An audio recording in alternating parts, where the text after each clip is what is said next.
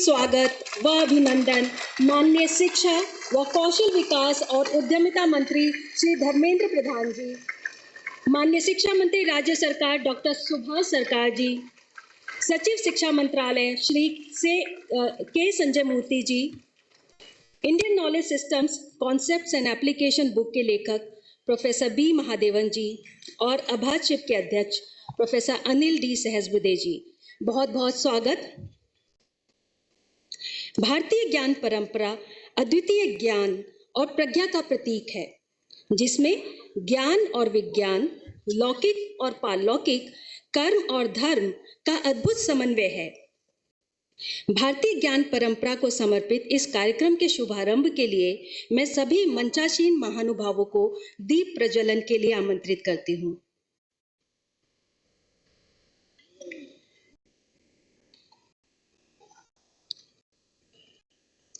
सभी महानुभावों को कार्यक्रम का शुभारंभ दीप प्रज्वलन से करने के लिए आमंत्रित करते हैं। Shri Shreyas Kurekar from IKS Division AICTE will recite the mantras from Rigveda. Shri गुरुभ्यो नमः।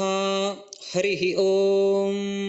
कनिक्रदज्जनुषं प्रब्रुवाण इयर्तिवाच मरिते वनावम् सुमंगलश्च शकुने भवासि मात्वा काचिदभिभाविष्व्या विदत मात्वाश्येन उद्बोधीन्मासु पर्णो मात्वा विदधिषुमान् वीरो अस्ता पितृयामनुप्रतिशङ्कनिक्रदत्सु मंगलो भद्रवादीव देहा। हरिः ओम। Thank you Shreyas. हमारे अध्यक्ष महोदय जी से अनुरोध है कि वह परंपरा के अनुरूप सर्वप्रथम माननीय शिक्षा व कौशल विकास व उद्यमिता मंत्री श्री धर्मेंद्र प्रधान जी का स्वागत पुष्प व अंगवस्त्र से करें।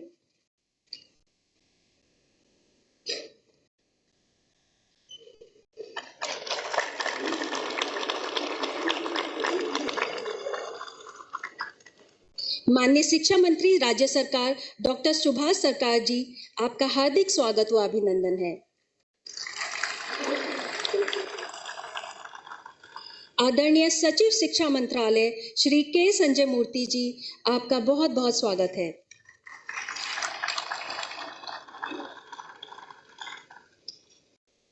Colonel James Todd, an Oriental scholar, says, I quote, "If not India, where else I can find philosophies and philosophers to whose works Plato, Thales, and Pythagoras were disciples?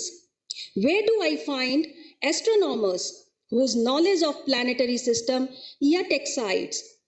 Where do I find architects and sculptors whose works claims admiration? And the musician who could make the mind oscillate from joy to sorrow, from tears to smile, with the change of modes and intonation."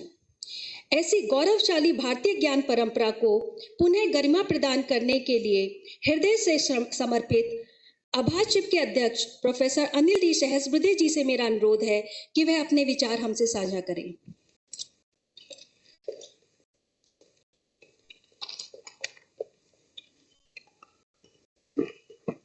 सभी को प्रणाम। मंचासीन आदरणीय भारत सरकार के शिक्षा मंत्री श्री धर्मेंद्र प्रधान जी, माननीय शिक्षा राज्य मंत्री डॉक्टर सुभाष सरकार जी, उच्च शिक्षा सचिव श्री संजय मूर्ति जी, IKS किताब के मुख्य लेखक डॉक्टर बी महादेवन जी तथा उनके सह लेखक डॉक्टर विनायक भट्ट तथा डॉक्टर नागेंद्र पवन जी, सभागार में उपस्थित और इसके साथ जुड़े हुए PHI लर्निंग के श्री अशोक घोष जी, जिन्होंने किताब को प्रकाशित करने में मदद की, UGC के अध्यक्ष डॉक्टर जगदीश कुमार जी, डॉक्टर चामू कृष्ण शास्त्री जी, डॉक्टर कलसी जी, सकलानी जी, डॉक्टर पुनिया जी, राजीव कुमार जी, शिक्षा मंत्रालय, अभाशिप, विश्वविद्यालय अनुदान आयोग के सारे सहकारी पदाधिकारी तथा IKS के राष्ट्रीय समन्वयक डॉक्टर घंटी मूर्ति जी, दिल्ली विश्वविद्यालय के कुलपति योगेश सिंह जी तथा अलग अलग विश्वविद्यालयों से आए हुए हमारे साथी फैकल्टी मेंबर्स और युवा शक्ति जो छात्र है वो सब आज इस बहुत महत्वपूर्ण कार्य के लिए हमारे साथ जुड़े हुए उन सब लोगों का अभाचिप की तरफ से स्वागत। और सहर्ष स्वागत के साथ मैं ये भी कहना चाहूँगा कि जिस ऑडिटोरियम में हम बैठे हैं उसका नाम है प्रज्ञान भवन। तो प्रज्ञान को देने का यहाँ से विचार आगे बढ़ने वाला है, इसके लिए आप सब लोगों का तहे दिल से स्वागत। हमारे बीच में प्रिंट मीडिया, इलेक्ट्रॉनिक मीडिया के भी सदस्य यहाँ हैं, उनका भी मैं तहे दिल से स्वागत करता हूँ। आप सभी को पता होगा कि आज बुद्ध पूर्णिमा है और बहुत ही महत्वपूर्ण दिन के ऊपर शाम को आज एक बहुत महत्वपूर्ण कार्यक्रम जो हो रहा है। I think in my opinion this is going to be a very historic occasion, क्योंकि हम देखते हैं कि हमारी भारतीय संस्कृति, परंपरा, Indian civilizational values, they are so deep rooted with thousands of years of history, but unfortunately due to the Macaulayan system of education which we imbibed prior to independence and even continued beyond that, today our young students are not aware of the rich heritage that we own, whether it is in terms of our culture, in terms of our ethos, value systems, in terms of the science and technology that India had produced. That is also not known to us. Forget about that, but also the art, craft, literature, music, dance, drama, you name it, in every field of life, India had excelled. In fact, not India, we should say that Bharat had excelled. And this Bharat is to be understood by our young generations.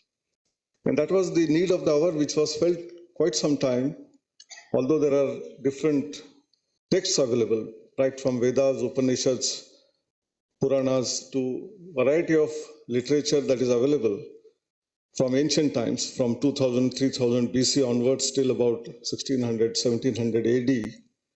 A consolidated single source of book on Indian knowledge systems or Bharatiya Jnana Parampara was not existing.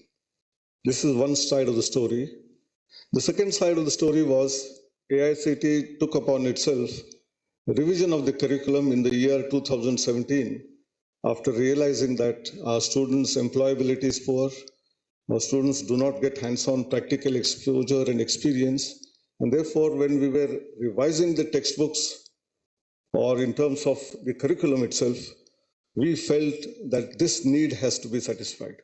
On one side, Honorable Supreme Court had directed that every student must be aware of environment science and the Constitution of India. But we felt one more important subject which every student has to understand, know, is about Indian knowledge systems, Bharatiya Jnana Parampara.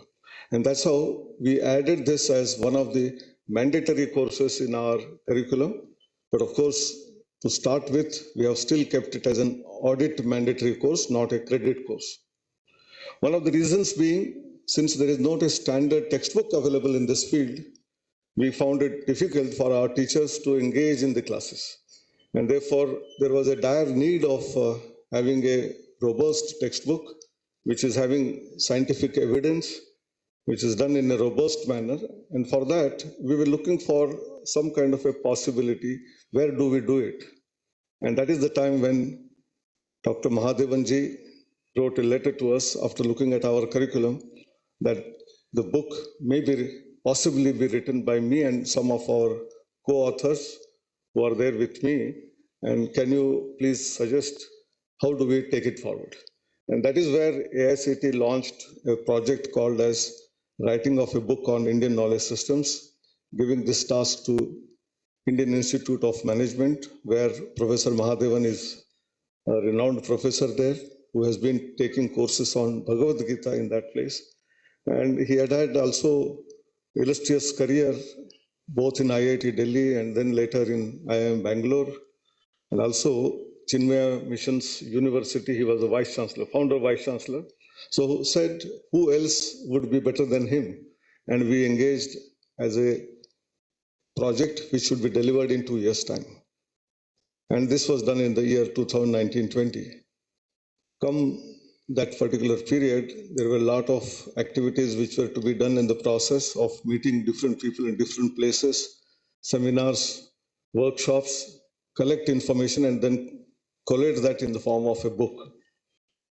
लेकिन unfortunately Covid phenomena शुरू हो गया 20 मार्च से और ये जो करना चाहते थे वो नहीं कर सके, लेकिन वेबिनार के माध्यम से लोगों के साथ जुड़ते हुए उन्होंने अपने कार्य को संपन्न किया। कोविड के बावजूद 2 साल में उन्होंने उस कार्य को संपन्न करने में हमको मदद की, इसलिए उनका और उनके सहयोगी जो दोनों लेखक हैं उनका और पब्लिश करने के लिए PHI पब्लिशिंग हाउस जो है, तो उनका सबका मैं तहे दिल से स्वागत करता हूं और धन्यवाद अर्पण करता हूं।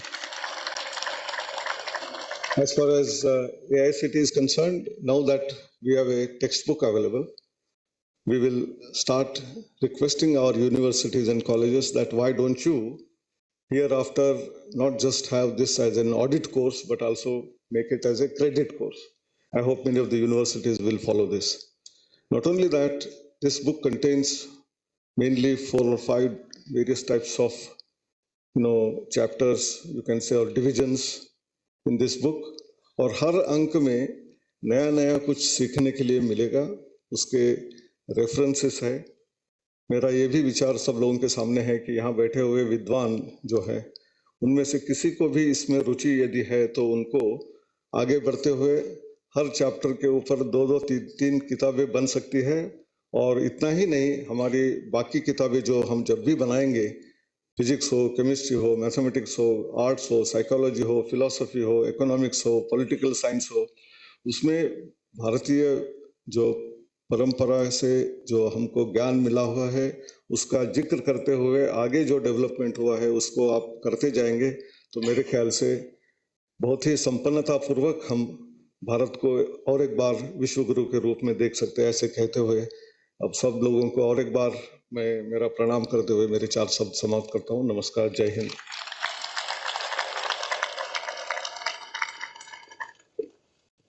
Thank you very much, sir, for your guidance.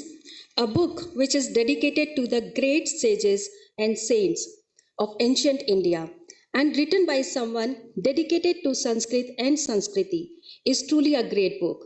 May I now invite Professor Mahadevan to enlighten us more about the same.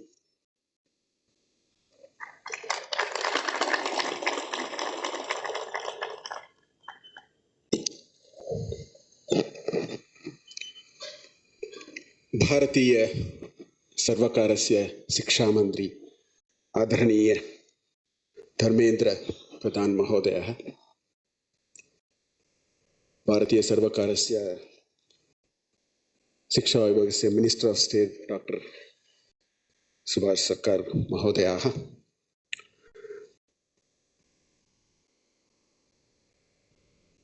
अत्र सम्मिलिताः बहवः पंडिताः भारतीय ज्ञान परंपराणां तावत् आसक्तिः प्रकटयन्तः सन्तः जनाः सर्वेषाम् आदौ मम नमस्कारान् समर्पयामि। सर्वेषां स्वागतं च।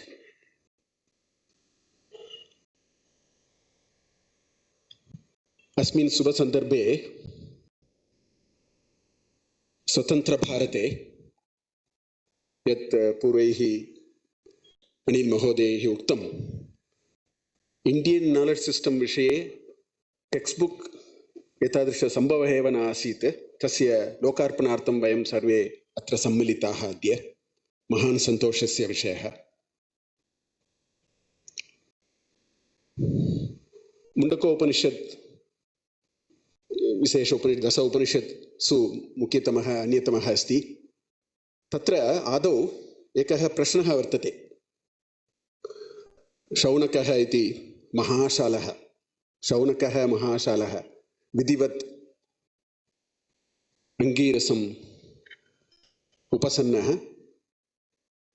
Then he asked a question, कस्मिन्नु भगवतो ज्ञाते सर्वमिदं विज्ञातं भवति इति.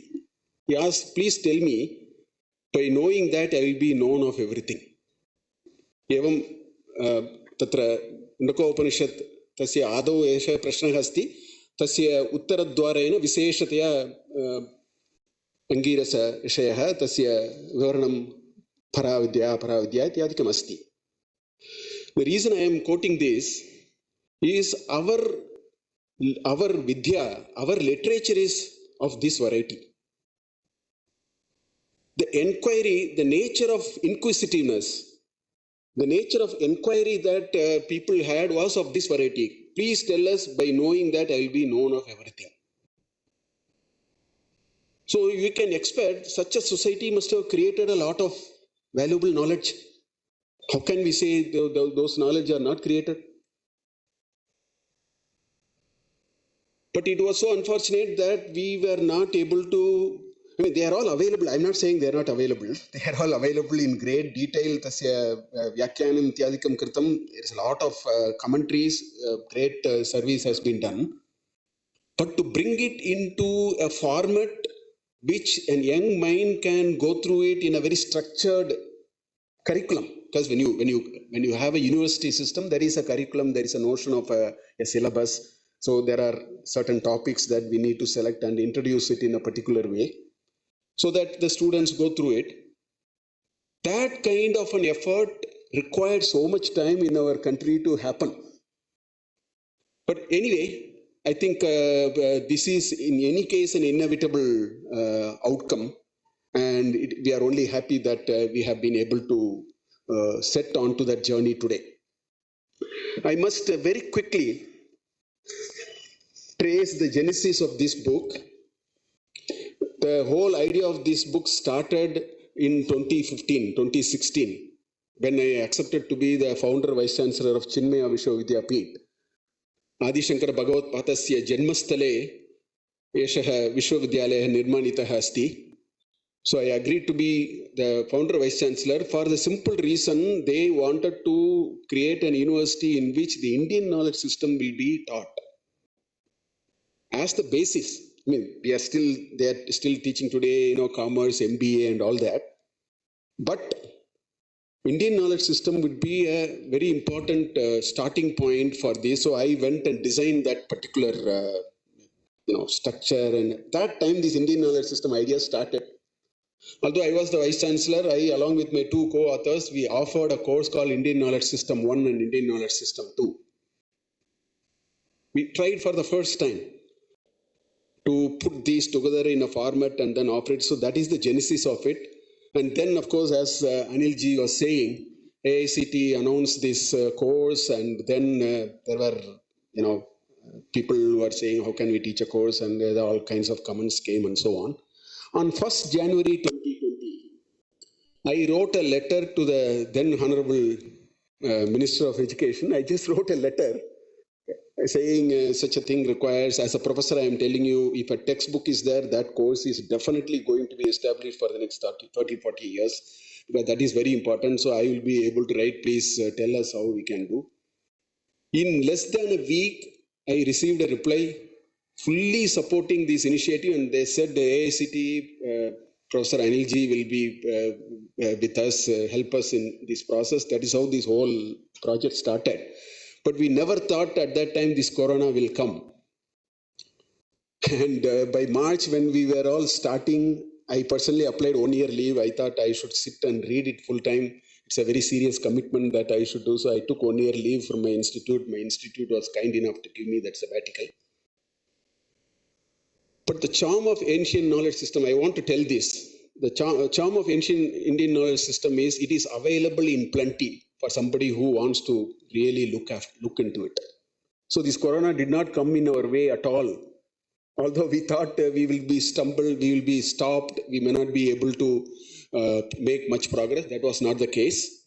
There is so much material available in the internet, in the libraries and so on. So in no way it came in our way of doing this particular exercise. I think it was such a pleasant experience for all the three of us. There is so much of very interesting things. I just want to narrate one or two, otherwise sometimes these things are missed. See, all of us who are sitting here have gone through education system which did not teach us Indian knowledge system by any stretch of imagination. For example, today there is so much talk about binary numbers. When we have been told binary numbers originated some 50 years back because computers came and so on. Pingala in the 2nd century BC has written what is called Chanda Shastra. This is a Shastra and prosody. So he has so many algorithms in that. All that we need to do is Hrasva is equal to 1 and Dirgha is equal to 0. If you just replace in his entire description, you say Hrasva is equal to 1 and Dirgha equal to 0, what you find is a beautiful binary mathematics which unfolded some 2,300 years back. You know, if you have a 10-digit binary number, 00111000, 10 digit, then there are 512 such possibilities. 2 power 10 is the number of possibilities. So Pingala has an algorithm. If you tell me that number, that strip of 10 numbers, 001100, whatever that number, he has algorithm to tell in which row it is there in the 512.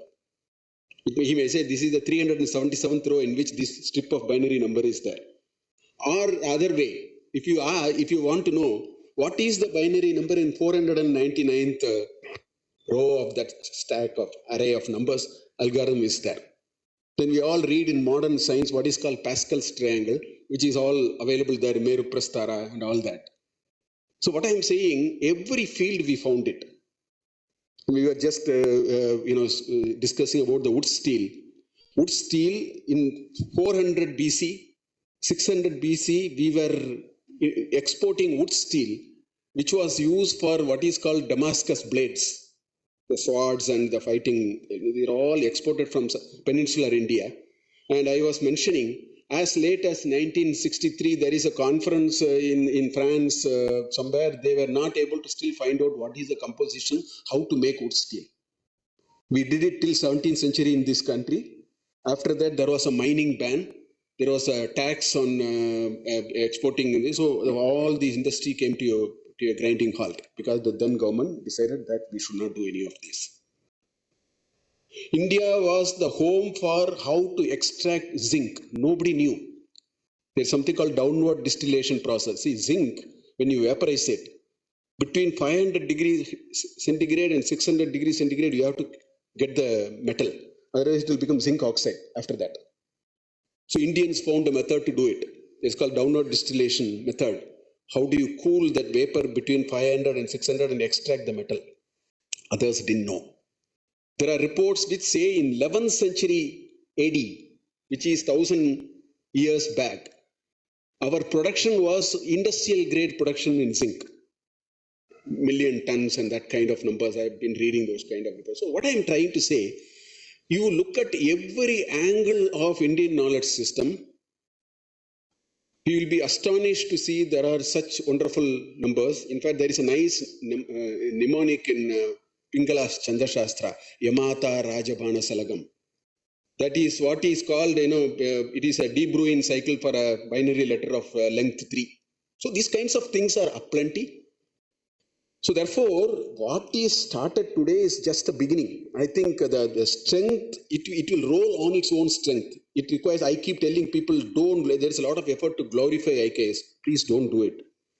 It needs no helping hand from anyone to glorify. We need to present it, we need to dig it and present it. There are some very interesting people who have done, there is one lady by name Crumrish, Stella Crumrish, came in 1940, spent 4 or 5 years in Calcutta, wrote such a wonderful book on Shri Dharmendra Pradhan, Dvitiya Kanda. There's a lot of ideas on paints and painting and colors and all that. She has written such a beautiful book called the Hindu Temples. The entire Vastupurusha Mandala, that's a very good book to read. So many people have dipped into it, digged it. Indians, for some reason, in the last 200 years, there's no point in talking about all that. We don't have to. I think we can go on from here. It is my personal request that we all have a responsibility. Say, I may be a professor of maths, somebody may be a professor of chemistry, somebody may be specializing in metallurgy, somebody may be specializing in physics. All that we need to do is, in addition to all that teaching and research that we are doing, if only we choose to spend a certain amount of time looking at, as IKS has anything on this subject matter, you will be surprised. You will find plenty of material. And I think I have been telling Anilji also, every chapter of my book is just a beginning, because the book is called Introduction to IKS. Every chapter of my book eminently qualifies for a full book and a full 3-credit course, in some cases 6-credit courses. We should. In Canada and America, they are running courses called rope geometry, because Indians knew that they will have a stick and a thread. With a stick and a thread, you can only generate a circle. You can tie the thread to the stick. What can you do? You can only draw a circle. But with circle, they were generating any kind of shape that is required for them. So the entire cyclic geometry is called Shulba Sutra. Shulba is the thread. So if Canadian universities and American universities are teaching rope geometry, what are we waiting for? That is a question we need to ask. And if we can dig into our Indian knowledge systems and mathematics, I know some great stalwarts are sitting here. Professor Ramasubramanian is there, Professor M.D. Srinivas is there. They have done phenomenal work in mathematics. In mathematics, the kind of things that we have done is unparalleled. It is seen to be believed. Somebody in 1495 says that there are only this many number of pan-diagonal magic square of size 4 is possible, and you have to wait till 1923 for somebody to actually prove that that is true. The kind of things that we have done in astronomy, the kind of things that we have, a whole long list of results that we have developed from a different perspective. I am sure the current younger generation is very anxious. My personal experience, sir, I want to tell you, I am teaching Bhagavad Gita for the last 10 years in IIM Bangalore as a 3-credit course.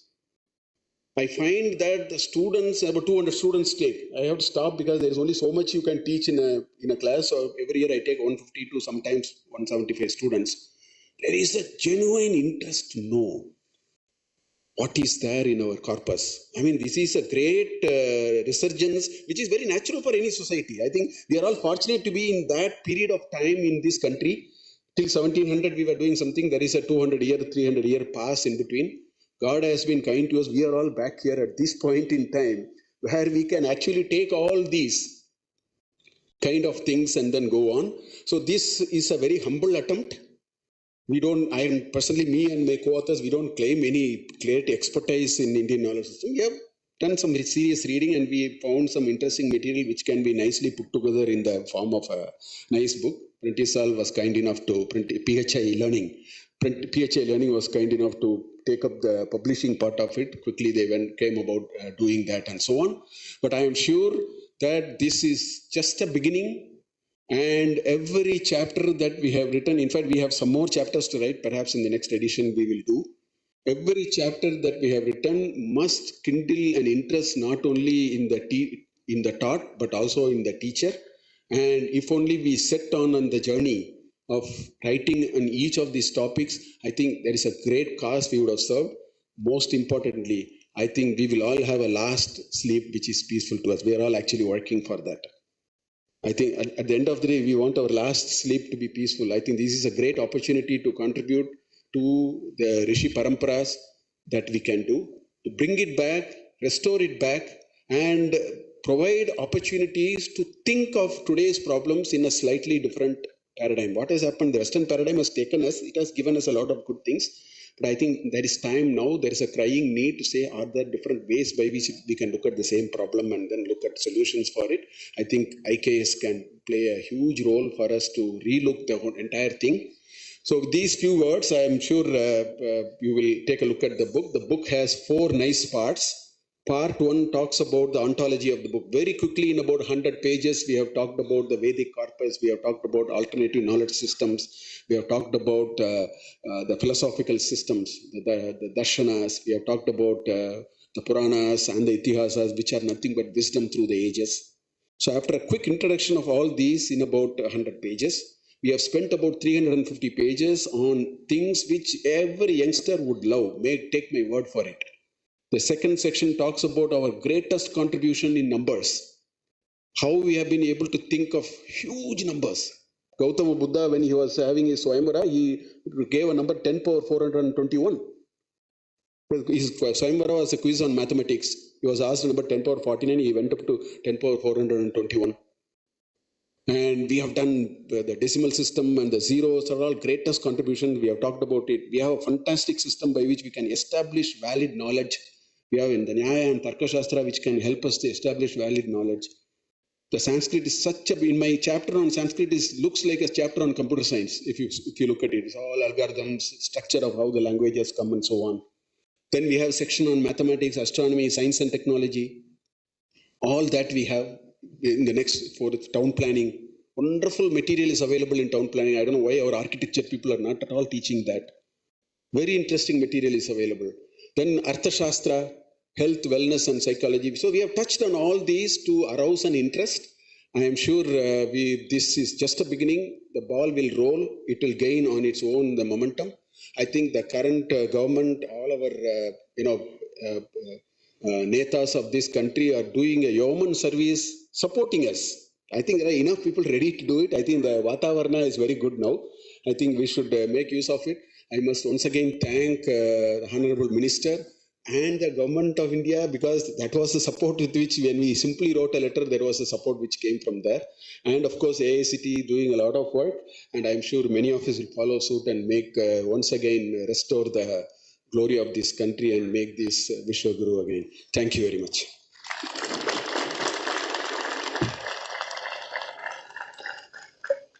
Thank you very much for such an informative speech, sir. A doctor by profession, an educator at heart, and a legislator at action, Dr. Subhash Sarkar inspires us through his powerful thoughts always. May I now invite Honorable Union Minister of State for Education, Dr. Subhash Sarkar, to address the gathering.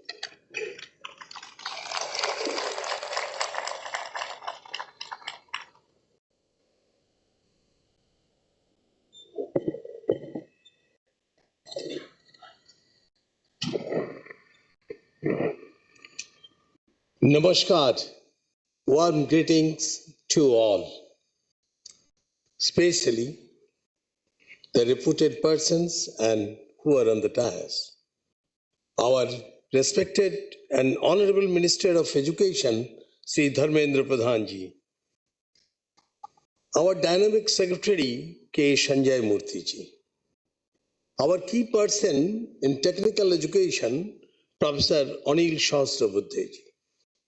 Professor B. Madhavan ji from IIM Bangalore. Practically, Professor Madhavan ji is at the center of today's program.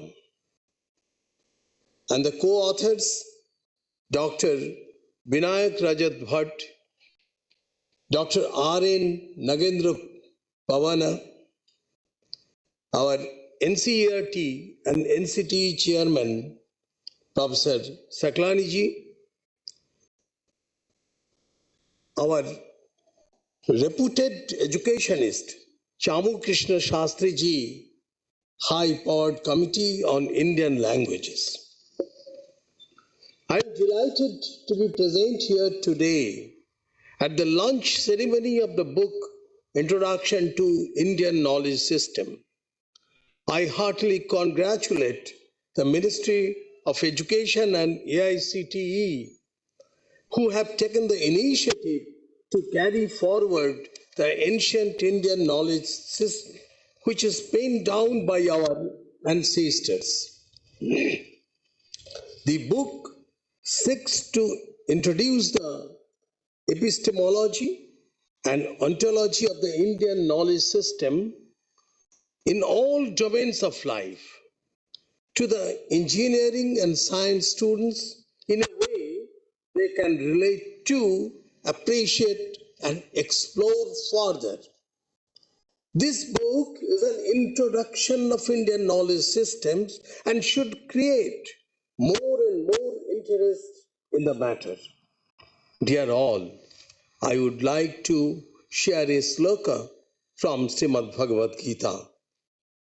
Nahi Gyanena Shadrisham Pavitrameha Vidyate Tashayam Yoga Sanshibdaha Kalena Atmani Vindati.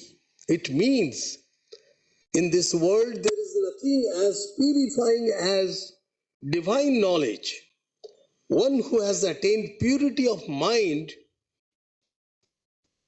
through the prolonged practice of yoga, receives such knowledge within the heart in due course of time. Dear all, knowledge has the power to sanctify, to elevate, to liberate, and to unite a person with divinity. For the upliftment of any individual, his roots must be strong, and to conserve these roots, one should know about the traditional Indian knowledge system. Our Honorable Prime Minister, Shri Narendra Modi ji, stated that there is a need to incorporate ancient Indian knowledge in today's education system. Dear all, Bharat is a country that has a long and rich and prosperous history of diverse traditions and institutions of knowledge. The great legacy of these traditions encompasses the concepts, principles, and theories to guide people in having a meaningful and satisfying life. The great treasure preserved in numerous texts and practices is unique in the scope as it addresses life's goal at physical, social, as well as spiritual level of existence. I would like to talk about ancient wisdom which proved the immense vision of our ancestors. Dear all, texts like Vedas, Vedangas, Upanishad, Smritis, Shastras, and epics of Ramayana and Mahabharata are treasure. Consider them as gems of utmost knowledge. We had great institutions such as Nalanda, Vikramshila, Takshashila, and Pallavi, etc. These institutions used to practice science, mathematics, Ayurveda, literature, economics, engineering, astronomy, and human values, and what not. Dear all, these ancient traditions grew over millennia with the contribution of gurus and acharyas who helped students to evolve through inculcating human values, knowledge, and skills. The students received training as apprentices under the supervision of gurus.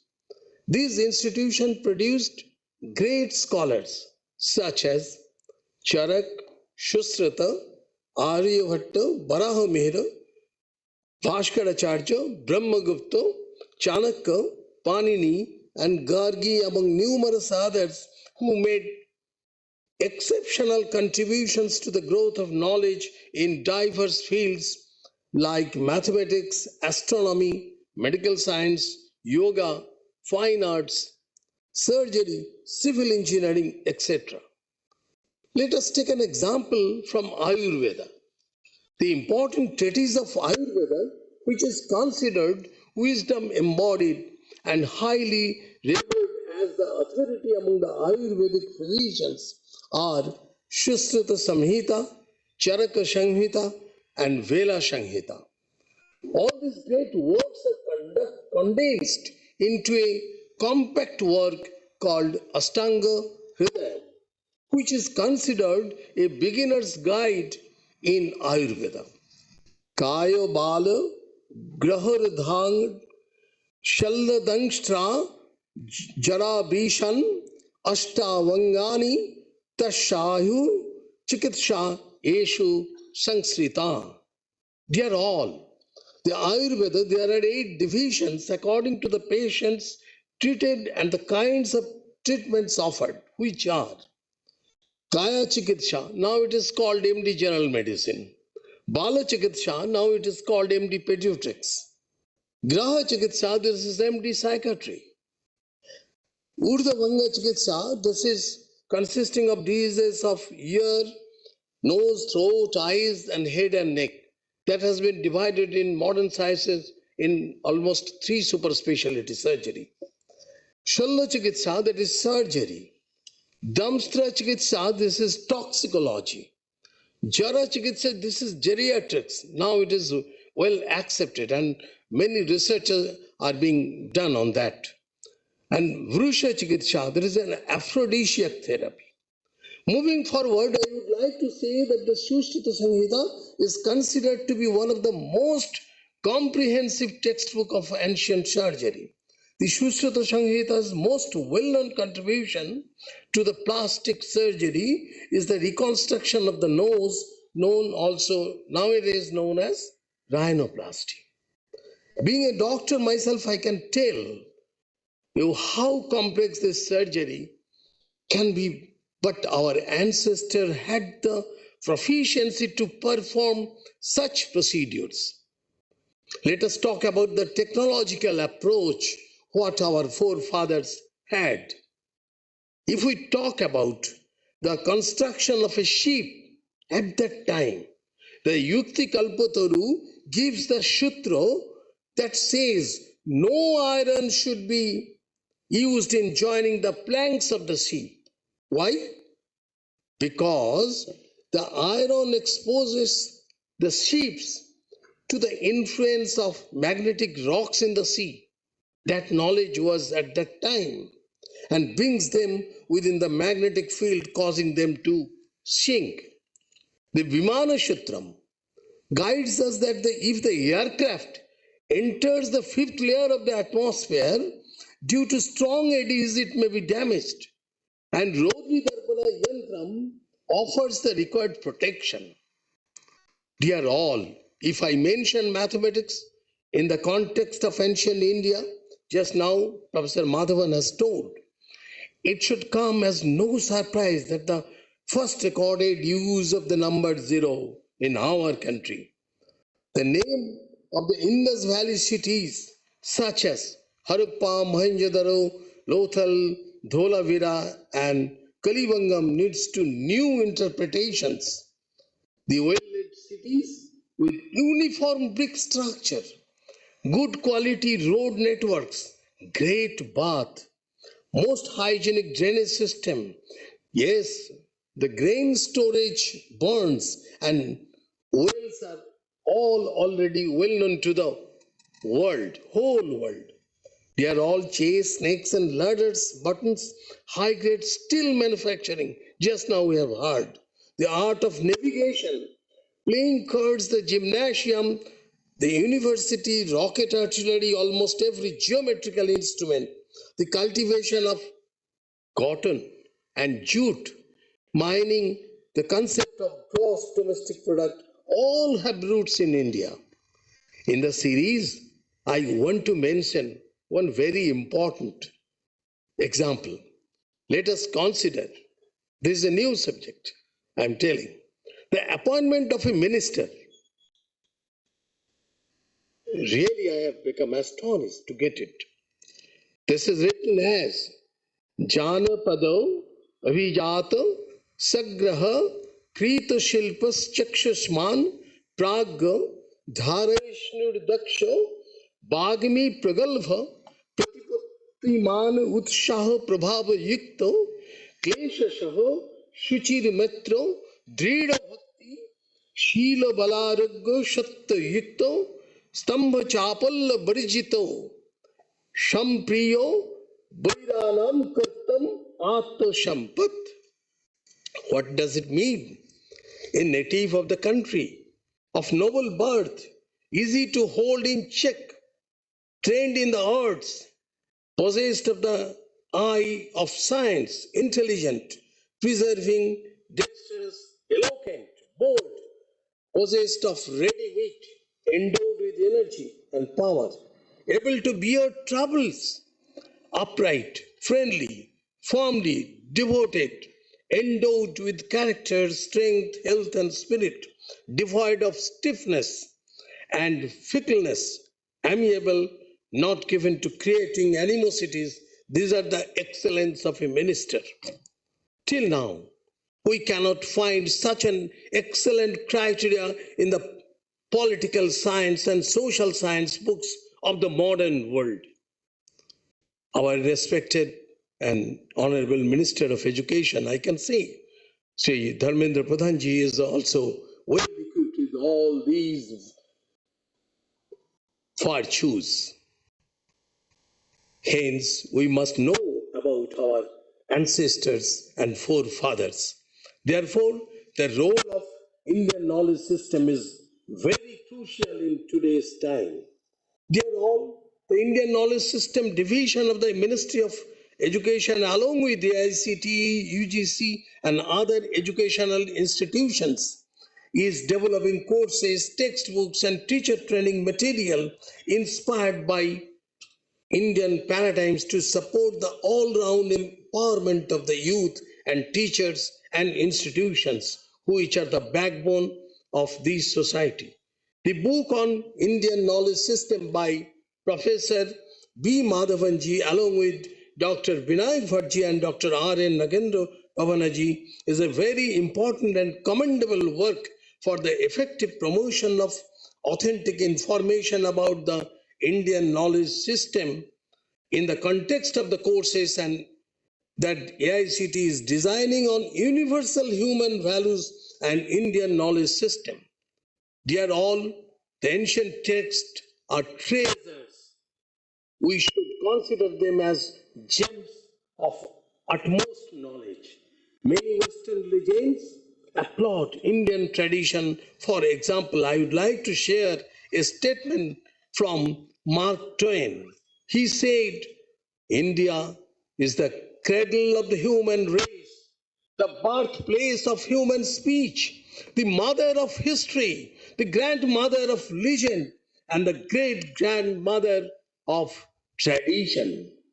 Dear all, we should study our traditional knowledge systems more and more and promote this invaluable system all over the world. With the launch of the textbook, we hope that everyone who reads it studies in it detail and undergoes the different courses and initiatives of the IKS Division and the Ministry of Education to implement NEP 2020 will become an Indian knowledge system ambassador, a seeker of knowledge, and thereby a true Bharatiya, one who is immersed in light. My appeal is to all the educationists, the galaxy of educationists are here. I will appeal to all of you. We have to make this Indian knowledge system not a department, not only a subject. We have to assimilate it. We have to amalgamate it in all levels, starting from the education, school education to higher education. It should come in such a, there's a wisdom in evolution. Whenever a boy will read Pythagoras' theorem, he will read Bodhayan Sutram. When a boy will read the path of a planet, he will read that our ancestors told it by this sloka that 3 points can make our path, and 3 points, by these 3 points, only ellipse can be drawn. It is to be taught. I will request all of you. I am sure that by following the vision of our Honorable Prime Minister, Shri Narendra Modi ji, we will witness a transformation in the field of education by reviving the ancient Indian knowledge system. Thank you all. Bharat Mata ki jai.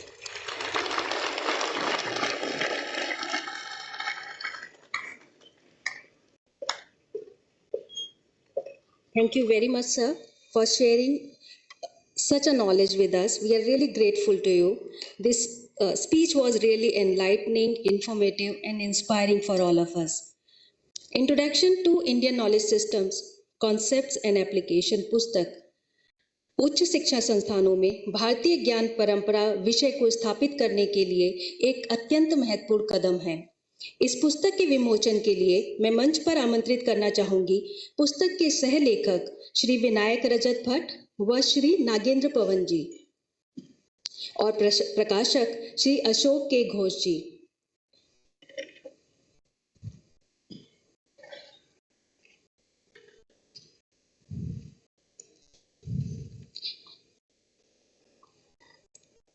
माननीय शिक्षा मंत्री जी से अनुरोध है कि वह अपने कर कमलों द्वारा पुस्तक का विमोचन करें।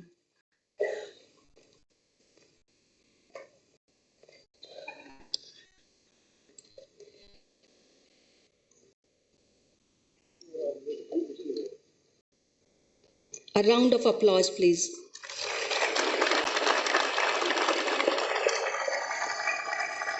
अखिल भारतीय तकनीकी शिक्षा परिषद ने वर्ष 2018 में अपने मॉडल पाठ्यक्रम के तहत भारतीय ज्ञान परंपरा पर एक अनिवार्य पाठ्यक्रम शुरू किया था। नई शिक्षा नीति 2020 ने भी उच्च शिक्षा पाठ्यक्रम में IKS को शामिल करने के लिए एक स्पष्ट दिशा प्रदान की है, परंतु इस विषय पर शोध आधारित व प्रामाणिक पाठ्य पुस्तक की आवश्यकता थी। आज इस विमोचन के पश्चात सभी शिक्षण संस्थान इस पुस्तक को प्राप्त कर सकते हैं। बहुत बहुत धन्यवाद सर। माननीय शिक्षा मंत्री जी से पुनः निवेदन है कि वे पुस्तक के मुख्य लेखक, सह लेखकों व प्रकाशक जी का सम्मान शॉल पहनाकर करें। Dr. B. Mahadevan is professor at IIM Bangalore, PhD from IIT Madras and founding Vice Chancellor of Chinmay Vishwavidyapith. Professor Vinayak Rajat Bhatt is Associate Professor at Center for IKS, Chanakya University, Bangalore. Shri Nagendra Pawanji is at School of Vedic Knowledge System at Chinmay Vishwavidyapith. And Mr. Ashok K. Ghosh is Chairman of PHI Learning Private Limited, Delhi.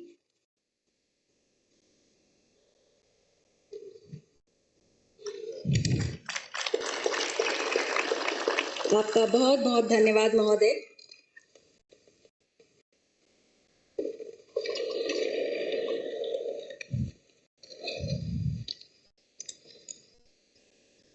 जो मुस्कुरा रहा है उसे दर्द ने पाला होगा, जो चल रहा है उसके पाँव में जरूर छाला होगा, बिना संघर्ष के चमक नहीं मिलती, जो जल रहा है तिल तिल उसी दिए में उजाला होगा। You drove the women empowerment and social change through Ujjwala scheme, spearheaded the world's largest direct benefit transfer scheme PEHL, and after many such initiatives, now making impossible possible through subtle implementation of new education policy in the world's biggest education system. Sir, we are proud to work under your leadership and seek your guidance on today's auspicious occasion. Now, I invite Honorable Minister of Education, Shri Dharmendra Pradhan ji, to share his vision with us.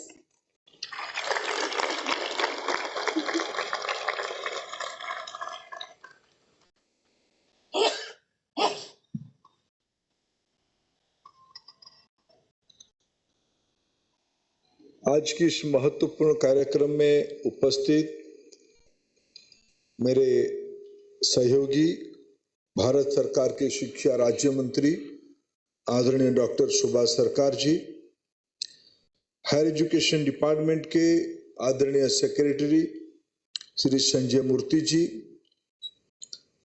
जिनकी प्रयास से, जिनकी उद्यम से हम लोग सब एकत्रित हुए हैं। आज के कार्यक्रम का मुख्य पैटर्न AICTE के चेयरमैन प्रोफेसर अनिल सहस्त्रबुद्धे जी, जिनके लिए इस महान काम का एक आकार मिला, इस किताब की Indian knowledge system concepts and applications, ऐसे एक अच्छी ग्रंथ का, अच्छा पुस्तक का, एक अच्छा साहित्य का रचयिता डॉक्टर माधवन जी, उनकी सहयोगी विनायक भट्ट जी, नागेंद्र पवन जी तथा आज की कार्यक्रम में उपस्थित सभी महानुभाव, युवा साथीगण, पत्रकार मित्रगण, आज एक अच्छा दिन है। आज संयोग से वैशाख पूर्णिमा है। आज ही के दिन ईसा पूर्व 500 साल पहले भगवान बुद्ध का जन्म भी आज ही के दिन हुआ था। आज हमारे लिए और अच्छा बन जाता है। आज भारत की लोकप्रिय प्रधानमंत्री नरेंद्र मोदी जी अपना श्रद्धा सुमन ज्ञापन करने के लिए पड़ोसी नेपाल की लुम्बिनी शहर में पहुंचे थे। नेपाल की माननीय प्रधानमंत्री उनको स्वागत किया और आज शिक्षा जगत के लिए और भी एक अच्छा अवसर है। लुम्बिनी स्थित यूनिवर्सिटी में भारत की महान सपूत, भारत की संविधान की रचयिता बाबा साहेब के बारे में एक चेयर स्थापना होने के लिए दोनों माननीय प्रधानमंत्री जी की उपस्थिति में तय हुआ है। उसी कड़ी में आज हम लोग यहाँ एकत्रित हुए हैं। महादेवन जी की रचयिता किया गया इस India knowledge system concepts and applications की एक अनोखी साहित्य का आज सृजन हुआ है। मैं सबसे पहले महादेवन जी और उनकी टीम को बधाई देता हूं, AICTE को बधाई देता हूं और प्रकाशक महोदय को बधाई देता हूं। मैं जब यहाँ आ रहा था सुबह, कैलिफोर्निया में रहने वाला मेरा एक युवा साथी मेरे को एक मौलिक प्रश्न पूछा। तो उसका प्रश्न था, शायद मैं सार्वजनिक रूप में उस प्रश्न को दोहराता हूं, और इंडिया नॉलेज सिस्टम ये क्या है, उसकी व्याप्ति, उसकी आवश्यकता और उसकी प्रासंगिकता उससे जुड़ा हुआ है। नई पीढ़ी की युवा है, सेमीकंडक्टर की दुनिया में विश्व में उभरता हुआ वैज्ञानिक है। उन्होंने पूछा, AICTE एक टेक्नोलॉजी बॉडी है, टेक्निकल स्टडीज पढ़ाने वाले कॉलेजेस की एक रेगुलेटर है, उसकी क्या संपर्क है इंडिया नॉलेज सिस्टम के साथ? वो तो ह्यूमैनिटीज की विषय है। मित्र, ये रियलिटी है। जो मित्र मेरे को ये टेक्स्ट भेजा है कैलिफोर्निया से, देखो दुनिया हमको आज इस गांव में देख रहे हैं, कौन कहाँ जा रहा है, कौन कहाँ नहीं जा रहा है, कौन क्या कर रहा है। इसी क्षण की लाइव स्ट्रीमिंग के माध्यम से दुनिया की टाइमलाइन के हिसाब से अनेक लोग उसको देख भी रहे होंगे। आज का एक कार्यक्रम सिर्फ कुछ 100 मित्रों की उपस्थिति में इंडिया नॉलेज सिस्टम की इस किताब का लोकार्पण नहीं हो रहा है।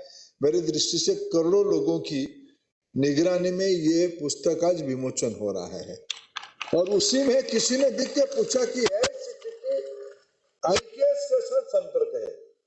मित्रों, ये सच में शायद दुनिया की वंडर्स में ये भी एक वंडर्स है। IKS की जननी, IKS and Indian knowledge system भारतीय ज्ञान परंपरा की मातृभूमि में, केंद्रस्थ भूमि में, क्योंकि मैं मानता हूं दुनिया की आज माननीय प्रधानमंत्री जी लुम्बिनी में है। बुद्ध उस समय की सांस्कृतिक भारत की जो आज नेपाल में है, आज सोवरेन स्टेट के नाते अगर हम गिने तो नेपाल के हिस्सा है। नेपाल की लुम्बिनी में जन्म हुआ महात्मा बुद्ध भगवान सारनाथ में यानी काशी में आके अपना विद्वता को आगे बढ़ाए। फिर बिहार, आज के आधुनिक बिहार में गया में अपना बौद्धत्व प्राप्त किया। फिर पूरब की कोई समुद्र तट से उनके विचार, उनके अनुयायियों के द्वारा आज विदेश गया। आज विश्व की कम से कम 40 देशों में बुद्ध के प्रति जितनी आकर्षण है भारत में उससे कम है। ये तो विडंबना है समय की चक्र में कभी कभी। इसलिए क्या हम बुद्ध को, जब मैं कभी थाईलैंड गया था, थाईलैंड की मोनेस्ट्री में दर्शन के लिए गया था। थाईलैंड की मोनेस्ट्री में बुद्ध के साहित्य के बारे में वर्णन है, बुद्ध के गॉस्पेल के बारे में, बुद्ध जैसे शांति, अहिंसा, भारतीय जीवन दर्शन के बारे में वर्णन करते हुए उन्होंने रामायण की चित्र सब लिखा गया है।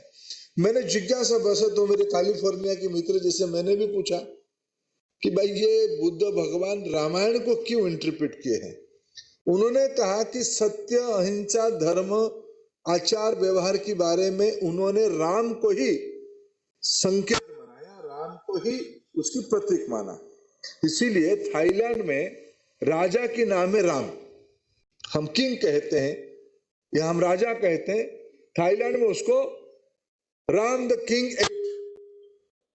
राजा के नाम, पर्यायवाची नाम है राम। यही तो है भारतीय परंपरा, भारतीय ज्ञान प्रदान परंपरा की प्रभा। दुनिया आज अनेक चीज में आगे आगे, कभी जैसे अभी माधवन जी ने कहा कि हर एक शिक्षक यहाँ बैठे हुए सारे विद्वान लोग, हम जो पढ़ाते हैं या जो पढ़ते हैं, ये क्या है? यही तो है भारतीय ज्ञान परंपरा। उसको माधवन जी ने एक एकेडमिक कैरिकुला की फ्रेमवर्क में, एकेडमिक कैरिकुला की फ्रेमवर्क में उन्होंने एक एकेडमिक स्ट्रक्चर के बारे में उनको पूछा कि क्या इस प्रकार की किताब पहले भी तो होगा। ऐसा नहीं कि भारतीय ज्ञान परंपरा में एकेडमिक स्ट्रक्चर किताब पहले नहीं होगा। उन्होंने कहा, अगर महादेवन जी की बात को मैं जिस स्वभाव का आदमी हूं, सहज नहीं मानता हूं, जब 2-3 बार हाथ ना जलाऊं तो मैं उसमें और थोड़ा कोशिश करूंगा। लेकिन अगर महादेवन जी ने जो बात ठीक ही कहा है, मैं उनको आदर के साथ इस महत्वपूर्ण काम के लिए देश की शिक्षा विभाग की ओर से आभार प्रकट करता हूं। उन्होंने एक बहुत बड़ा काम किया और आज के दिन को किया गया। और इसमें अभी कहा गया कि किसमें India knowledge system, mathematics, astronomy, philosophy, engineering, technology, design, architect, medicine, ये सभी के बारे में जब यहां सृष्टि हुई होगी, सृष्टि के समय मिलियंस ऑफ ईयर कहा जाता है, मिलियंस ऑफ सेंचुरी भी कहा जाता है। मित्रों, मैं इसके पहले पेट्रोलियम विभाग के काम देखता था। पेट्रोलियम की अर्थ मैंने इसे समझा कि भूतल में फॉसिल फ्यूल हाइड्रोकार्बन की फॉर्म पे रहता है, ऑयल और गैस की फॉर्म पे रहता है, उसको एक्सट्रैक्ट करके ऊपर ले आके रिफाइन करना, यानी कढ़ाई में डाल के उसमें से अच्छा चीज को निकालने से पेट्रोल डीजल बनता है। बाकी कचरा चीज कोल्टार बनता है। वो निकलता कहां से? निकलता है भूगर्भ से। वो कहां पहुंचा? भूगर्भ में। अभी साइंटिस्टों ने कहा कि जब प्रलय कभी हुआ, टेक्टोनिक शिफ्ट हुआ, हिमालय ऊपर के इलाके में एक लेक में सॉल्ट वाटर मिलता है। वो कहां से आया? उस ग्लेशियर में सॉल्ट वाटर कहां से आया? कभी कभी ये वैज्ञानिक कहते हैं, मैं एक लाइटर मूड में बात कहता हूं, थोड़ा अनुमति लेके कहता हूं, कहते हैं कि ऐश्वर्या राय की डीएनए अफ्रीका के साथ जुड़ता है। कैसे पता चला? कभी मैंने लेख पढ़ा कि उसकी आंखों की जो कलर है उसको वेस्टर्न अफ्रीका में, जो ईस्टर्न अफ्रीका में, यूरोप के पास लगा हुआ कुछ देशों के साथ जुड़ता है। कुछ हिस्सा ये जो हमारी खाड़ी के देशों में क्रूड ऑयल ज्यादा मिलता है। क्यों? कि भूखंड जब प्रलय के बाद शिफ्ट हुआ, हिमालय की जगह में समुद्र था, अर्थ वहां धक्का देके वहां ऊपर चला गया, हिमालय बन गया। समुद्र के कुछ हिस्सा अभी भी सॉल्ट वाटर में है। फिर जो भूखंड था वो टूट के कुछ ऑस्ट्रेलिया गया, कुछ अफ्रीका गया, कुछ खाड़ी के देशों में बच गया, कुछ भारत आ गया। आप अनुमान करिए कि क्रूड ऑयल कहां मिलता है? क्रूड ऑयल उसी बेल्ट में मिलता है। ये सब प्रमाणित करती है कि मनुष्य सभ्यता बहुत पुरातन है। और हमारे देश में बहुत पुरातन सभ्यता तो है ही। उसको हम वैज्ञानिक प्रमाण माने ना माने, ढूंढे, उसको विवाद करें, ये DNA, human race, geological connectivity, ये टेक्टोनिक शिफ्ट, ये सब विज्ञान के पार्ट है। अगर विज्ञान मटेरियल चीजों को वर्णन करते हैं तो मनुष्य को भी उस विषय में, जो हमारी इवोल्यूशनरी प्रोसेस में मनुष्य आगे आया है, इस ब्रह्मांड की, कॉस्मिक वर्ल्ड की सबसे जो अनोखा चीज है मनुष्य, मनुष्य प्रारंभिक दिनों में जो सारे विषय को नॉलेज को इकट्ठा किया होगा वो क्या होगा।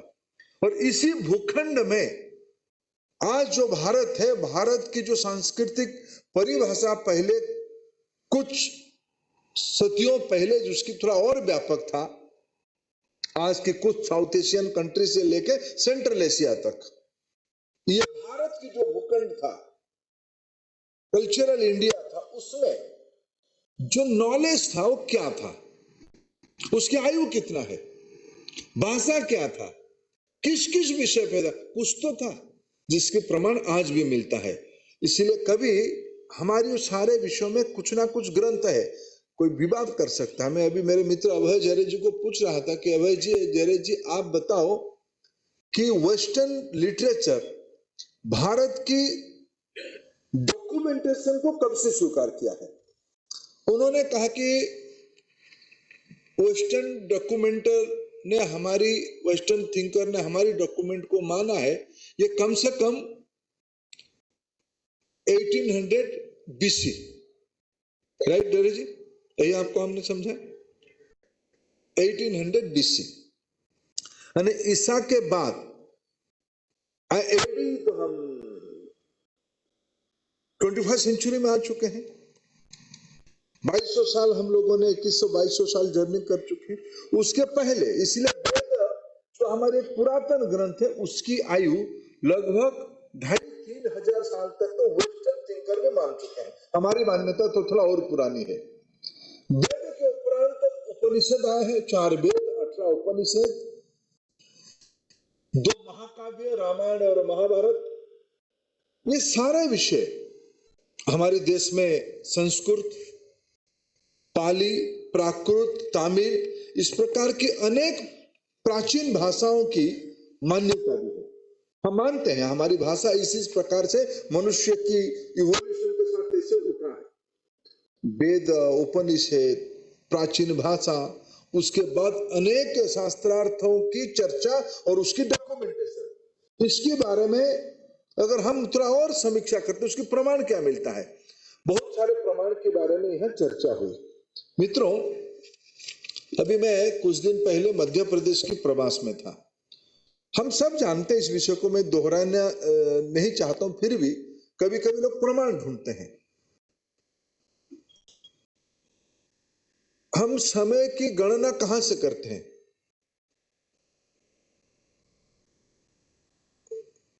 हम पाश्चात्य GMS टाइमिंग को कैसे गिनते हैं? ग्रीनविच मीन टाइमिंग हम मानते हैं। हमारी व्यवस्था क्या थी? आज पूर्णिमा है, आज पूर्णिमा है। हमारी सभ्यता में पूर्णिमा को एक पवित्र दिन माना गया है, ऐसे माना गया या कुछ में विज्ञान उसमें से। हमारी काल गणना माने जो लॉन्गिट्यूड लैटिट्यूड ग्रीनविच चला गया, इन दिनों में चला गया। हमारे देश में ग्रीनविच के पहले क्या हुआ होगा? उन्होंने महीने को 28, 30, 31 में बांटा। हमारे वहां ऐसे नहीं होता है, हमारे वहां और एक साइकिल में गिनती किया जाता है। हमारी पहले उज्जैन को लॉन्गिट्यूड लैटिट्यूड की जॉइंट पॉइंट माना जाता था, और आज थोड़ा शिफ्ट होके उसे 30 किलोमीटर आगे डोंगला करके एक जगह पे आया है जहां इसकी एकदम एपिक सेंटर बनता है। बराह मिहिरा उसके बारे में वर्णन किए हैं कि कैसे कैसे गणना होती थी, कैसे कैसे हम लोगों ने कल्पना किया।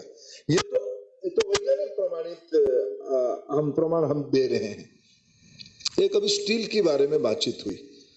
हमारी दक्षिण भारत में एक अभी इन दिनों में मेरे को कस्तूरी रंगन जी एक बार समझा रहे थे, स्टील हमारी सिस्टम पे गुप्त युग में स्टील के बारे में उल्लेख था, और स्टील बनती भी थी। वो इंडस्ट्रियल रिवॉल्यूशन की लगभग 1700 से 2000 साल पहले की बात है, तब भारतीय व्यवस्था में स्टील की प्रचलन थी। हमारी पूरा थोड़ा कुछ विषयों को थोड़ा आंख बंद करके थोड़ा कल्पना करिए। भारत में ऐसे मैं 100 स्ट्रक्चर गिना सकता हूं, 100 पूर्व, पश्चिम, उत्तर, दक्षिण, जिस स्ट्रक्चर की आज AICTE की कोर्स के हिसाब से अगर हम उसको मैपिंग करें, उसमें physics, chemistry, mathematics, architect, structural science, chemical science, सारे चीजों की विद्या मिलती है। मैं इंदौर में IIT में गया था। IIT में एक प्रोफेसर हमको मिले, उन्होंने कहा कि सब मध्य प्रदेश की बुंदेलखंड की एवरेज एनुअल रेन वाटर और वहां की बावड़ियों की यानी तालाबों की कैरिंग कैपेसिटी को अगर हम तुलना करें, एग्जैक्टली अभी भी आता है, वो सारे बावड़ी बना है लगभग 700-800 साल पहले। 700-800 साल पहले इस विज्ञान को क्या हम कहेंगे, इंडियन नॉलेज सिस्टम कहेंगे या नहीं कहेंगे? ये सारे को अगर ये सामाजिक, और प्रोफेसर महादेवन जी गीता पढ़ाते हैं, बड़े उसके बारे में कह रहे थे, बहुत विद्यार्थी पढ़ते हैं। मैं थोड़ा और एक बात कहता हूं, ये एक इंटरप्रिटेशन है कि आज IIM में बच्चों को एक इलेक्टिव कोर्स में गीता अच्छा लगता है। गीता के अर्थ हम भारतीय लोगों को कैसे कैसे समझ में आती है। हम महात्मा गांधी जी की 150 साल मनाते हैं। महात्मा गांधी जी दुनिया में एक नया विचार दिया, अहिंसा से भी प्रजातंत्र को स्थापित किया जा सकता है। और महात्मा गांधी जी की सबसे प्रिय पुस्तक गीता था, जिस गीता में, देखो गीता में क्या है, गीता एक किस प्रकार की चीजों को गीता जस्टिफाई किया है। गीता वो शास्त्र है जब अर्जुन विषाद में बैठ गए, मैं आत्मियों को मारूं या ना मारूं। आत्मियों को मारने से ग्लानि में, मारने की डर की ग्लानि में उन्होंने चुप बैठ के कहे कि मैं कैसे बड़ों राष्ट्र त्याग कर दिया। उस समय की जो कथोपकथन हुई है, उस समय में जो कन्वर्सेशन हुई है, वो गीता के नाम पे हम जानते। उसमें क्या कहा गया है, मारो। तो गीता हिंसा की किताब है क्या? मारने की तो प्रेरित किया। कब मारने की प्रेरित किया? जब उसके पहले कहा था कि 5 गांव दे दो। तो कृष्ण ही तो निगोशिएटर थे। उस समय जो बायलैटरल डिस्कशन हुआ होगा, अभी जैसे यूक्रेन और रशिया की झगड़ा हो रहा है, नाटो की रोल कोई प्ले कर रहा है, उस समय में कृष्ण भगवान ने बायलैटरल में मध्यस्थता किया होगा। उस समय को 5 गांव दे, 5 गांव नहीं देंगे, कोई युद्ध के बिना एक की सुई के हिसाब की जमीन भी नहीं देंगे। युद्ध हुआ, युद्ध नहीं हुआ कि मेटेरियल अचीवमेंट के लिए, युद्ध हुआ सत्य के लिए, जीवन प्रणाली के लिए, धर्म के लिए, जीवन प्रवाह के लिए। गीता एक महाकाव्य है, महाभारत के अंश है। वो आज भी कोई एक, मैं आधुनिक भाषा में कहूं तो कंप्यूटर के सॉफ्टवेयर है, ह्यूमन जर्नी के सॉफ्टवेयर के नाम है गीता। तो ये सारे को अगर हम इकट्ठे गिनते हैं तो हमें एक ध्यान में आते सारा दुनिया के नाम। और अभी मैं एक किताब पढ़ रहा हूं आर्टिफिशियल इंटेलिजेंस के बारे में। उसमें मेरे आप लोग ज्यादा तज्ञ लोग हो, आर्टिफिशियल इंटेलिजेंस के बारे में एक पढ़ते पढ़ते एक ध्यान में आता है कि ये एक मेगा कंप्यूटिंग है। मिलियंस डाटा को मशीन लर्निंग के थ्रू, रोबोटिक्स कैलकुलेशन के माध्यम से एक मीन निकालने की नाम है AI। मेरे सहज भाषा में मैंने यहां तक समझाऊं, आगे क्या पढ़ के समझूंगा अलग बात है। और उसके लिए एल्गोरिथम लगता है, और ये सारा विषय हमारी वेदों में भी लिखा गया है। अभी महादेवन जी उसके बारे में कहते 0 0 0 0 0 लगा के एक मीन निकाला जा सकता है, काल की चक्कर को भी गणन किया जा सकता है। ये तो यही है। ये सारा विषय के नाम है भारतीय ज्ञान परंपरा। उसको कभी चाइना से आया हुआ फाइन जैसे चौथी सदी में गुप्त साम्राज्य में आया हुआ कोई चाइनीज परिव्राजक उल्लेख किया है। बाद में उसकी 250 साल बाद चाइनीज परिव्राजक हुएनशा ने यहां 16 साल बिताया भारतीय विश्वविद्यालयों में, और लौटते लौटते 600 से ज्यादा ग्रंथों को भी लेके गया। अभी जब रायसीना डायलॉग हो रहा था, रायसीना डायलॉग में लिथुआनिया के विदेश मंत्री आए थे, भारत और प्रधानमंत्री को मिलके एक किताब दिए, जो किताब संस्कृत और लिथुआनिया भाषा की एक डिक्शनरी है। अब बताइए लिथुआनिया में संस्कृत का क्या संपर्क हुआ होगा? कोई तो अमेरिका नहीं है, कोई बहुत बड़ा देश भी नहीं है, क्या संपर्क हुआ होगा? कुछ ना कुछ तो एक सभ्यता की तार तो जुड़ी हुई होगी, शायद उसी का नाम है भारतीय परंपरा। कभी कभी हम अपने ही देश में हमको परीक्षा देना पड़ता है, यानी भारत की परंपरा क्या है। कभी कभी हमको पढ़ने में ये ध्यान में आता है, जर्मन फिलोसोफर अर्थर ने कहा था, पूरी दुनिया में उपनिषद से अधिक उच्च स्तरीय अध्ययन कहीं नहीं है। ये सारा विषय को उल्लेख वेस्टर्नों ने भी किया है। लेकिन मित्रों, कभी जब अलेक्जेंडर आया 700 साल पहले भारत को आक्रमण किए, बहुत बार आक्रमण किए, हो नहीं पाया, फिर जाते जाते एक बार जगह पे वो कह रहे हैं, यार इस देश को हराना बहुत मुश्किल है, इस देश को हराना मुश्किल है, इस देश में राजा से एक पावरफुल आदमी है। कौन है वो? नहीं, यहाँ का जो शिक्षक है ना, वो गरीब आदमी है, कम कपड़े में रहता है, बड़े सिंपल लाइफ में रहता है, लेकिन उसकी वाणी, उसकी ताकत गद्दी में बैठने वाले राजा से ज्यादा है। उसको तोड़ना पड़ेगा। वो गुरु था, वो शिक्षक था। शिक्षक क्या पढ़ाता होगा? शिक्षक तो कोई अकेले के शिक्षक तो एक स्थिति है। शिक्षक के उस समय की विद्वानों का परिचय था। क्या पढ़ाया होगा?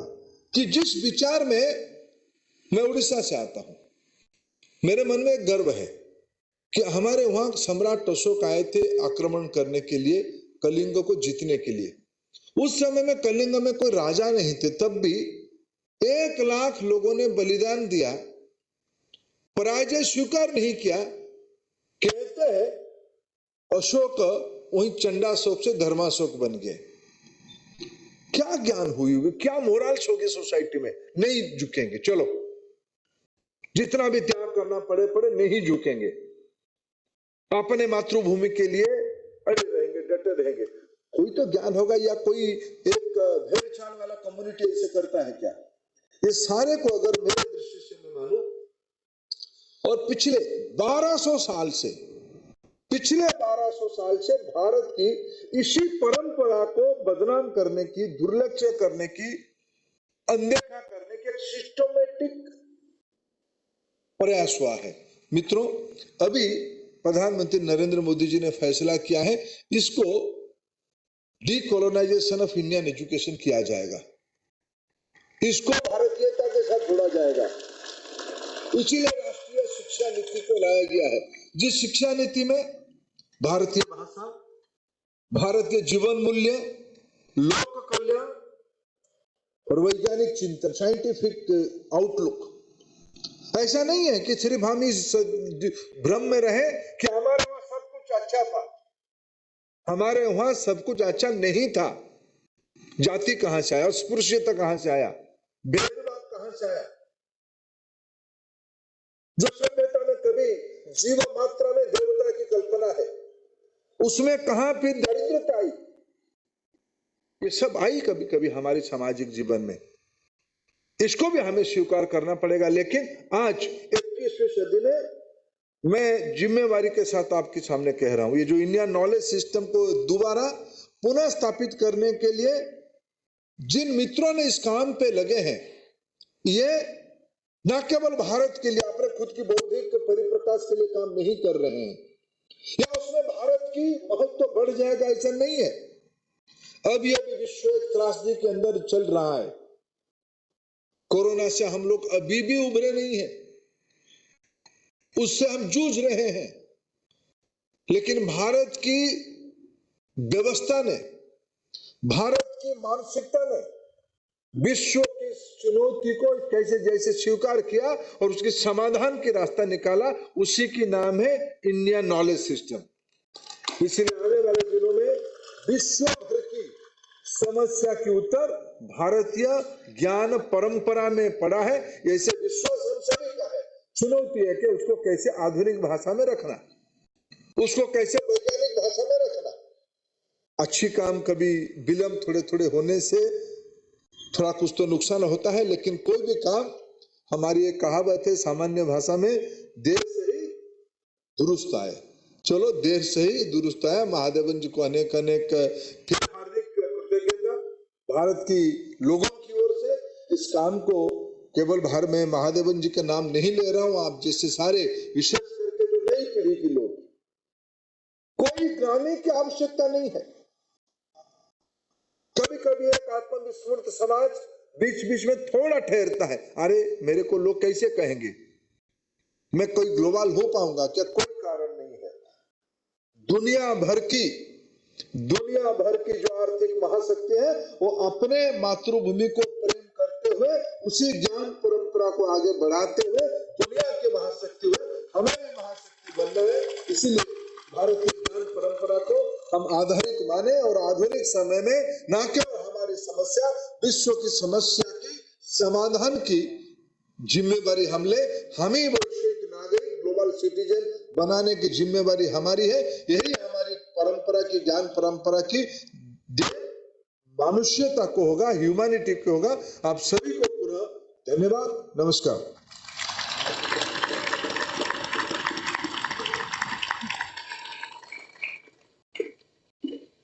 Thank you very much, sir, for such a thought-provoking and encouraging address and showing us the light, sharing your vision with us. We assure you that the IKS Division of AICTE will work tirelessly to realize your dreams. कई जीत बाकी हैं, कई हार बाकी हैं, अभी तो जिंदगी का सार बाकी है। यहाँ से चले हैं नई मंजिल के लिए, यह तो एक पन्ना था, अभी तो पूरी किताब बाकी है। आज के कार्यक्रम के समापन की ओर बढ़ते हुए मैं आभास शिविर के तेजस्वी उपाध्यक्ष प्रोफेसर MP पूनिया जी को धन्यवाद ज्ञापित करने के लिए मंच पर आमंत्रित करते हैं।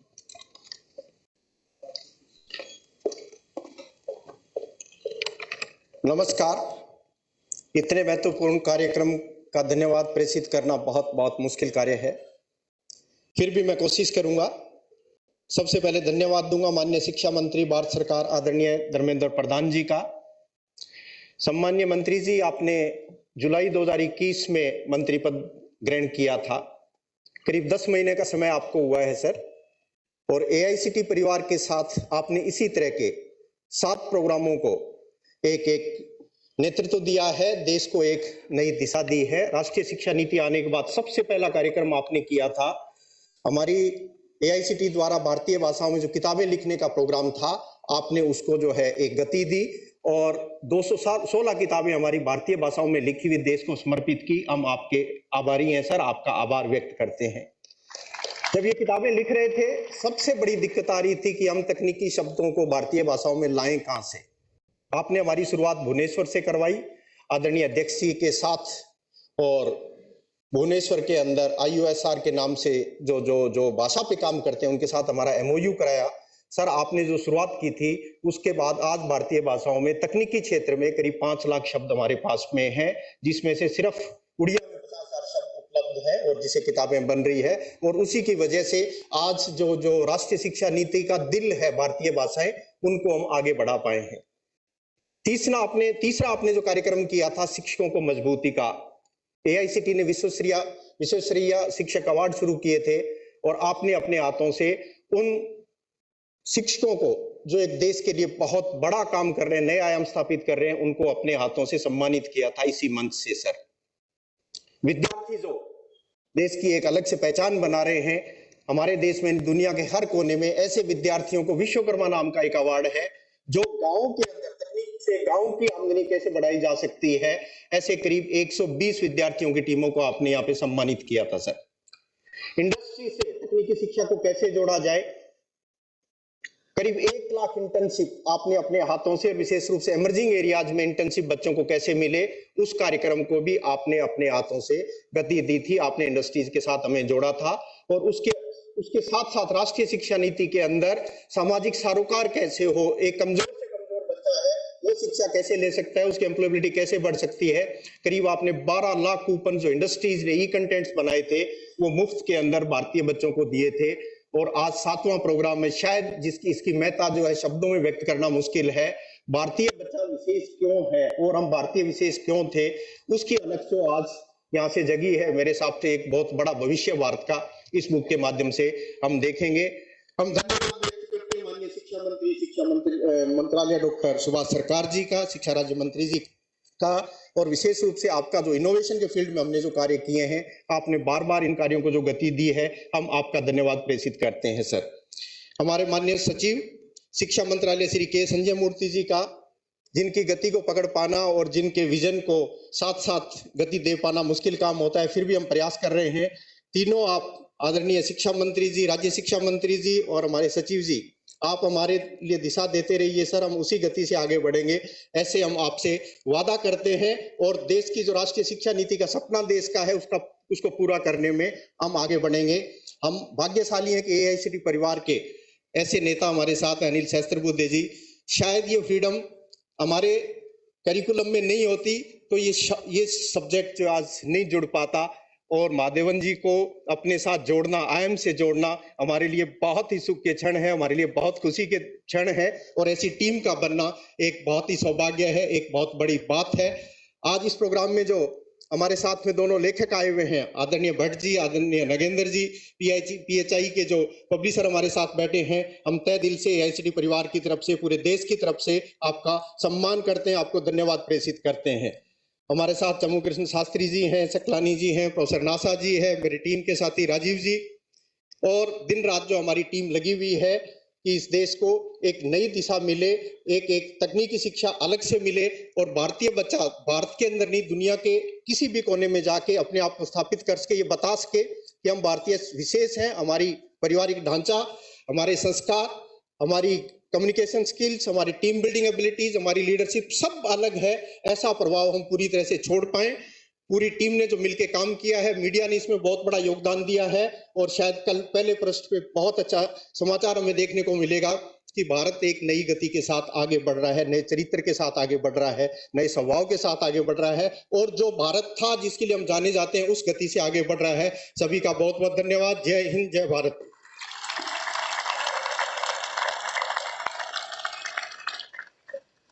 Thank you very much, sir.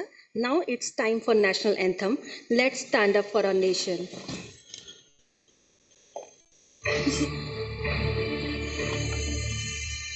Jana Gana मन अधिनायक जय, भारत भाग्य विधाता। पंजाब सिंध गुजरात मराठा द्राविड़ उत्कल बंगा, विंध्य हिमाचल यमुना गंगा, उज्जल जलधि तरंगा। तव शुभ नामे जागे, तव शुभ आशीष मांगे, गाहे तव जयकारा। जय जय मंगलदायक जय हे भारत भाग्य विधाता। जय जय जय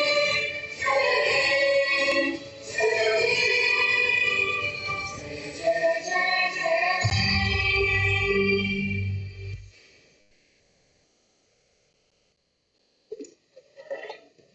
Thank you very much, everyone, for joining us today.